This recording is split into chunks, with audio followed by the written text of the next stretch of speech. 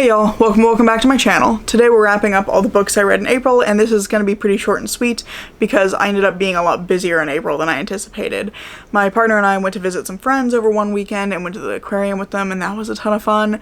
And then I also spent from just before Easter until the following Friday at my mom's house visiting with her, and we had dinner with my aunt and uncle. We went to my cousin's house for Easter and there were 60 people there, so that was wild. We also got dinner with some family friends, we got a haircut, so it was a very busy week while I was there. I did not do as much reading while I was visiting my mom this time as I did when I previously was cat sitting over there.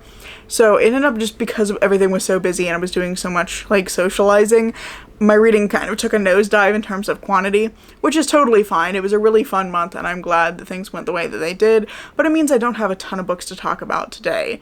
I also ended up scrapping my shelf control episode I was working on. Just with how busy everything was, my filming started to get really chaotic and I just really wasn't making progress on the books, and I decided to just kind of scrap it, reset, prepare for May because there's a big readathon happening that I'm really excited for, and I will return to shelf control probably in June. I do have some ideas for what I want to do for June, but this time it just was getting messy with everything else going on, and I feel like if I had continued to film it, it would have ended up being not very fun for me to edit and probably not very enjoyable to watch, so I feel good about my decisions here.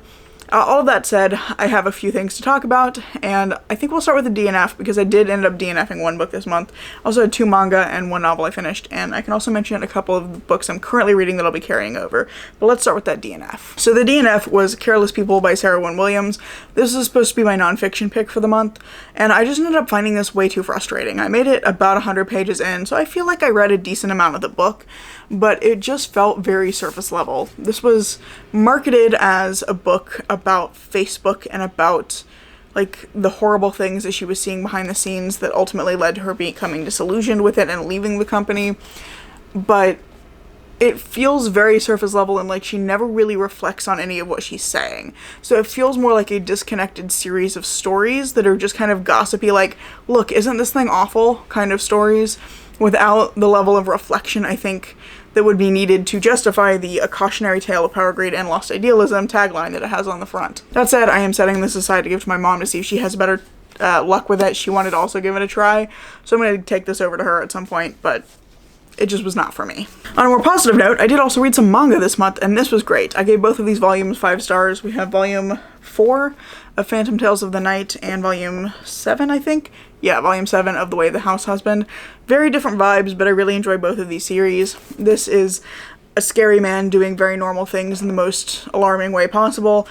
This one is supernatural monsters and an innkeeper who steals your secrets.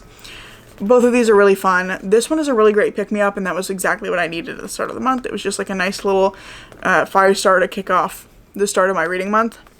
And then this one developed some of the character arcs in some really interesting ways. So in this series, we're following the owner of this inn that I cannot think of the name of.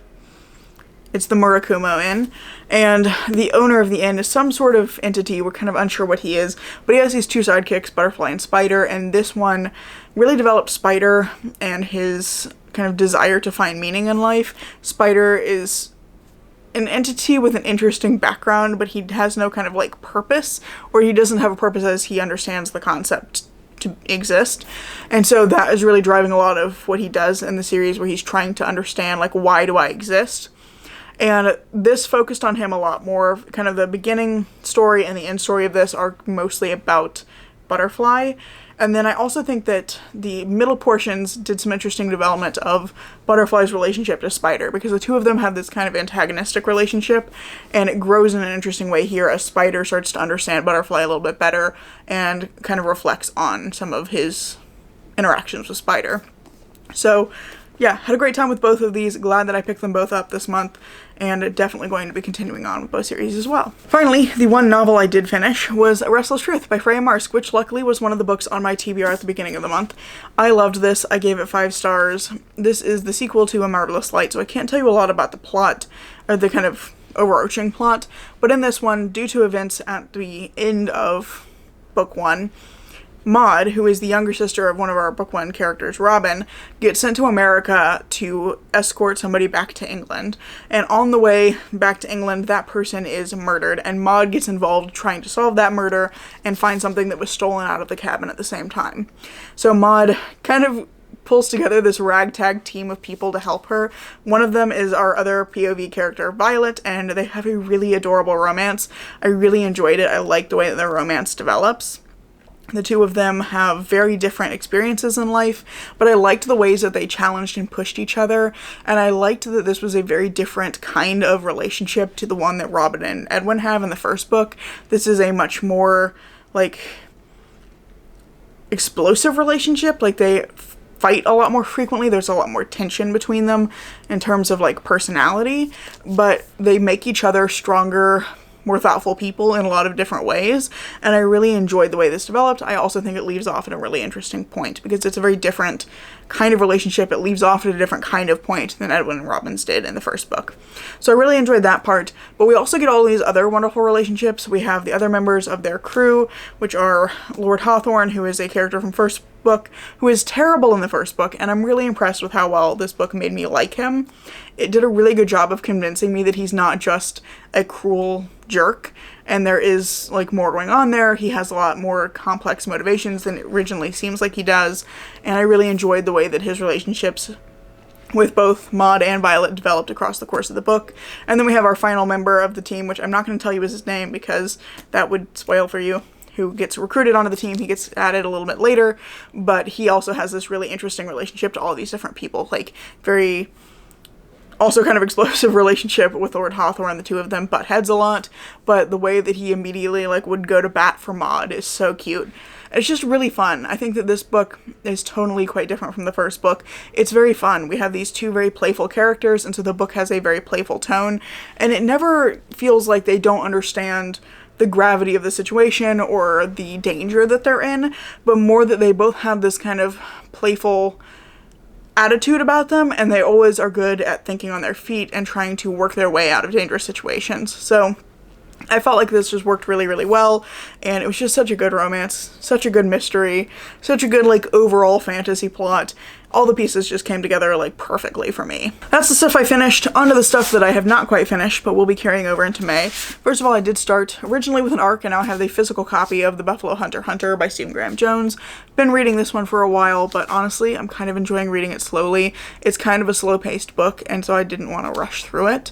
This one is about basically a vampire telling his life story to a Lutheran priest, and the whole thing is wrapped up in a framing device where a young to middle-aged professional who's an academic is trying to get tenure, and she is researching her, I think it's great-great-grandfather's journals as part of a research project, and that's where this story is coming from. It's really interesting. It does a lot of interesting stuff with history and with language, and the story of the vampire character we're following is just really poignant, and I'm really enjoying it. The other book I'm currently reading is another slow-paced book. So again, this is why I'm reading it a little bit slower. It's Penance by Eliza Clark, which I'd been really looking forward to, and it's absolutely living up to my expectations.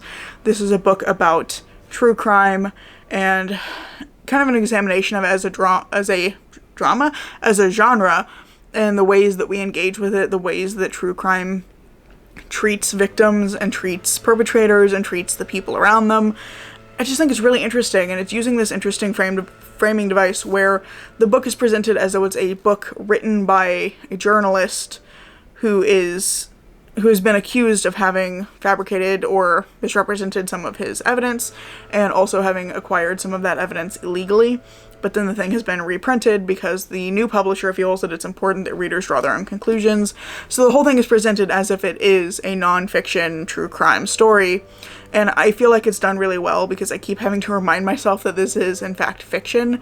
I just think that the characters are really believable. There's a lot of nuance in the different stories that we're getting. There's these very believable kind of personalities that we're getting across the town as he's interviewing different people. I just really enjoy the kind of web of it all and the way that things are slowly unraveling all of the different threads. There's not exactly a mystery happening here, although I suspect there may be some twists later on as we learn more about what actually happened and about why what happened. In this case, it's a young girl who was tortured and murdered by some of her schoolmates, who were then pretty much immediately caught and arrested and convicted, etc. And then this book is supposed to be taking place like 10 years later. I just am enjoying the way that it's slowly piecing everything together and showing us these really complex portraits of the people involved.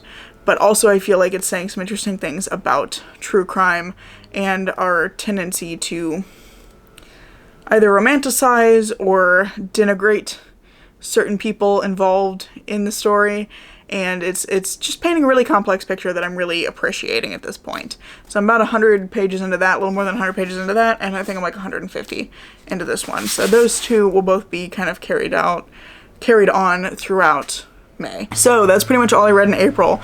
Let me know down in the comments below what your favorite book was that you read in April, and I really hope you enjoyed this video. If you have, I hope you consider giving it a like, maybe even subscribing to see what comes next. I'm currently posting Tuesdays and Thursdays.